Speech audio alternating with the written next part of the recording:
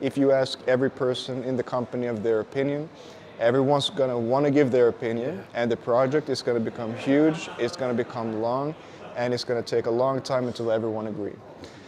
So what I would do is try to, you also have data to back this up. So it's going to help you get feedback from the project that you just finished, and it's going to help you in the future.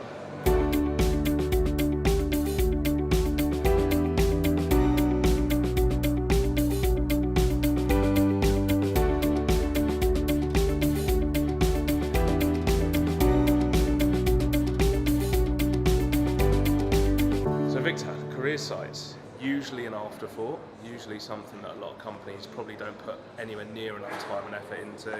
Sometimes web developers just bang a page up and say, yeah, look, career site.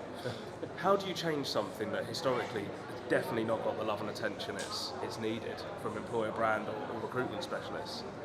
Well, I think a good place to start is to figure out what the main pain points are today. And I think this is really the first step of being able to convince people in your company that can take decisions that we do have a problem today. There is a reason why we want to do something on our career site that's not just a block of text saying this is why we're better than the other companies.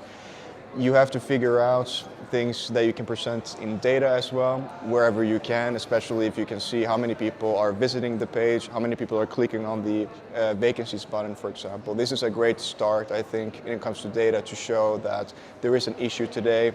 Comparing this site, for example, to one of your job boards, it's also another way to start, to see that this is where we are today, and we believe that if we make a bigger effort on this career site, we will be able to save time, we will be able to get more candidates that are relevant for the positions that we have open, and kind of get the ball started with leadership in order to start a project like this.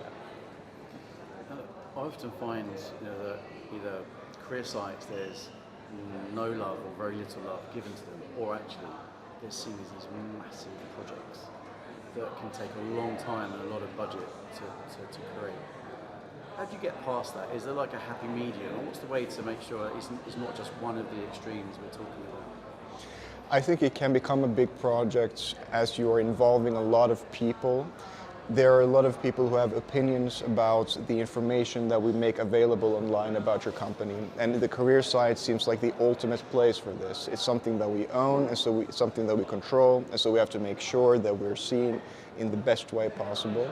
So something that I mentioned earlier during my talk is, from the beginning of the project, make sure that you choose who is the decision makers, who is the ones who are able to say yes or no when it comes to specific content, so that you're able to better control the size of the project. If you ask every person in the company of their opinion, everyone's going to want to give their opinion, and the project is going to become huge, it's going to become long, and it's going to take a long time until everyone agrees.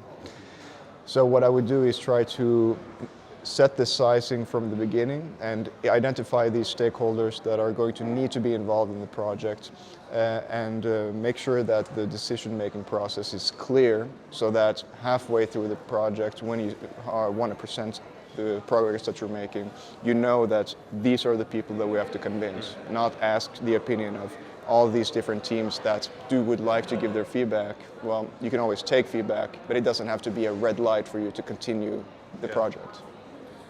You imagine you've got, say, if you're talking to somebody who's going to be starting a career site project, and you have 3 things that they absolutely must do, or the career site must do, what would those 3 things be? It can be 2 things or can be 4 things, up to you. Well, I would say the number one thing is your EVP. The way that we built our EVP is from the people.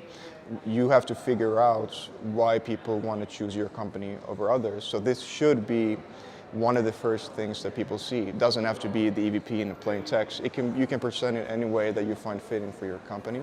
But I do think that the EVP is one of the things that you really have to keep in mind when you are creating your career site content. Either building the structure around this, or at least just making sure that it's quickly available on the site.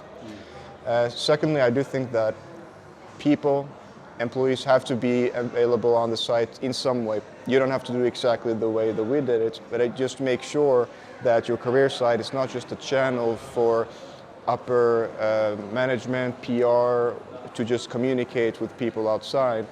but that the career site becomes a place where you share different perspectives on the life in your company so that people can also relate to the content that you have there.